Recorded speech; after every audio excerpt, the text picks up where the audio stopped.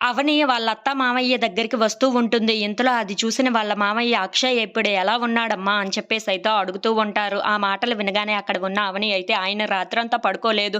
ఆయన ఇలా బాధపడుతూనే కూర్చున్నారు" అని చెప్పేసైతే అంటూ ఉంటుంది. ఆ మాటలు వినగానే అక్కడ ఉన్న పార్వతి అయితే ఒక్కసారిగా బాధపడి, "అవని పద అక్షయ్ దగ్గరికి వెళ్దాం" అని చెప్పేసైతే అవనిని తీసుకొని అక్షయ్ దగ్గరికి వెళ్తూ ఉంటుంది. ఇంతలో అక్షయ్ నడుచుకుంటూ రావటం చూసి, "రే అక్షయ్" అని చెప్పేసైతే తనని చాలా గట్టిగా కౌగిలించుకుంటూ ఉంటుంది. "నువ్వు నా కన్న కడుపున పుట్టకపోయినా సరే నువ్వు నా కన్న కొడుకువేనురా! నిన్ను ఎప్పుడూ నా పెద్ద కొడుకులాగానే నేను చూసానురా" అని చెప్పేసైతే అంటూ ఉంటుంది. "నువ్వు ఎప్పుడూ బాధపడకురా! నువ్వు ఎప్పటికైనా నా పెద్ద కొడుకువే" అని చెప్పేసైతే అంటూ ఉంటుంది. ఆ మాటలు వినగానే అక్కడ ఉన్న అక్షయ్ మాత్రం చాలా బాధపడుతూ ఉంటాడు. "ఎందుకురా అలా ఉన్నావు? నువ్వు బాధపడితే నేను చూడలేనురా అక్షయ్! నువ్వు నా కన్న కొడుకువేనురా! నువ్వు ఎప్పటికైనా ఈ ఇంటికి పెద్ద కొడుకువేనురా" అని చెప్పేసైతే అంటూ ఉంటుంది. ఆ మాటలు వినగానే అక్కడ ఉన్న అక్షయ్ మాత్రం, "అమ్మ ఒక్కసారి నా కన్న తల్లి ఫోటో అయినా చూపిస్తావా? నా కన్న తల్లి ఎలా ఉందో నాకు చూసుకోవాలని ఉంది" అని చెప్పేసైతే అంటూ ఉంటాడు. ఆ మాటలు వినగానే అక్కడ ఉన్న పార్వతి, ఇంట్లో ఉన్న వాళ్ళందరూ అయితే ఒక్కసారిగా షాక్ అయిపోతూ ఉంటారు. "ఏం మాట్లాడుతున్నావురా అక్షయ్? నీ కన్న తల్లి కావడం ఏంటి? నీకు ఇప్పుడు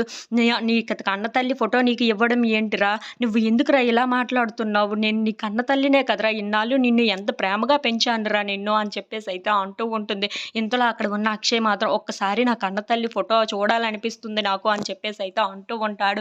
ఆ మాటలు వినగానే అక్కడ ఉన్న పార్వతికైతే చాలా కోపం వచ్చేసి, "ఏంట్రా ఇప్పుడు ఇలా మాట్లాడుతున్నావు? ఇప్పటిదాకా నిన్ను ఎంత ప్రేమగా చూసానో ఆ విషయం నీకు తెలుసు, నాకు తెలుసు, ఇంట్లో ఉన్న వాళ్ళందరికీ తెలుసు. కానీ నువ్వు ఇప్పుడు ఇలా మాట్లాడడం సాధ్యమేనా?" అని చెప్పేసైతే అక్షయ్‌ని పట్టుకొని చాలా గట్టిగా అరుస్తూ ఉంటుంది. If you like this video please like, share and subscribe.